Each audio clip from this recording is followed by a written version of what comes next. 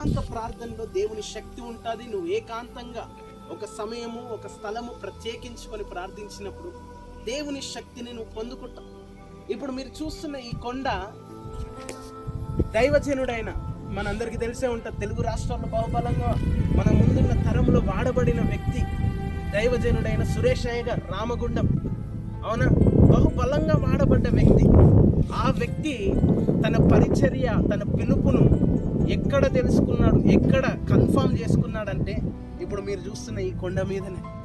ఈ కొండ మీద అనేక మంది భక్తులు ప్రార్థన చేసిన, అనేక మంది భక్తులు వచ్చి ఇక్కడ ప్రార్థించి దేవుని సన్నిధిని పొందుకొని లోకములోనికి వెళ్ళి ఆ పట్టణాన్ని ప్రభు కొరకు బహుబలంగా కదిలించి, దైవజనుడైన సురేషయ్య గారు కూడా ఇదే స్థలములో ఆయన తన పిలుపు విషయమై కన్ఫర్మ్ చేసుకోవడానికి, తన సేవ ఏంటి, ప్రభువా నీ చిత్తం ఏంటి అని ఈ యొక్క అరణ్యంలో ఈ కొండ మీదకి వచ్చేసి, సికింద్రాబాద్లో ఉందండి, సికింద్రాబాద్లో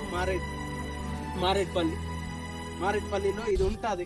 అవునా, ఈ కొండ మీదకి వచ్చి ఆ దైవజనుడు ఉపవాసం ఉండి ప్రార్థన చేసినప్పుడు దేవుడు ఈ కొండ మీద, ఈ స్థలము మీద ఆ దైవజనునితో మాట్లాడిన. ఆయన ప్రార్థన చేస్తున్నప్పుడు దేవుడు హెబ్రీలకు రాసిన పత్రిక 7వ అధ్యాయంలో మెల్కీసెదెకు క్రమము చొప్పున నువ్వు పిలువబడిన వాడవై అనే వాగ్దానము చేత దేవుడు ఆయనను సేవకు పిలిచి, సో ఎప్పుడు పిలిచినాడు అంటే ఈ కొండ మీద ఆయన ప్రార్థిస్తున్నప్పుడు. అంటే కొండలో ఏమన్నా ఉందా? ఏమీ లేదు. కొండలో ఏమి లేదు, ఈ కొండలు ఈ బండల్లో ఏమీ లేదు. కానీ ఏకాంత ప్రార్థన కొరకు భక్తులు తమ హృదయంలో వెతికినారు. సో ఈరోజు నీకు ఈ స్థలము లేకపోవచ్చు, లేకపోతే అన్న మా ఇంటి దగ్గర కొండలు అంటే నువ్వు ఏకాంతంగా రహస్యంగా ఒక గదిలోనికి వెళ్ళి దేవుని సన్నిధిలో ప్రార్థించేవానిగా ఉంటావు. ఒకవేళ మీరు ఇక్కడ దగ్గర ప్రాంతంలో ఉన్న వ్యక్తులైతే మీరు కూడా ఒక సమయం చూసుకొని ఉదయకాలంలో రండి వచ్చి దేవుని సన్నిధిలో ఏకాంతంగా ప్రార్థన చేసి దేవుని చిత్తమును మీ జీవితంలో నెరవేర్చుకొనుటకు ఈ స్థలాన్ని, అవున ఈ అవకాశాలను సమయం ఉన్నప్పుడే మనము ఉపయోగించుకో. సో మరి ముఖ్యంగా ఇదే స్థలంలో ఆ దైవజనుడు, ఇంకా అదే దైవజనుడు కాదు కానీ అనేక మంది దైవజనులు, అనేక మంది ప్రవక్తలు, అనేక మంది అపోస్తలులు ఇక్కడ ప్రార్థించి దేవుని శక్తి చేత నింపబడి లోకంలోనికి వెళ్ళి బహుగా వాడబడుతుంది.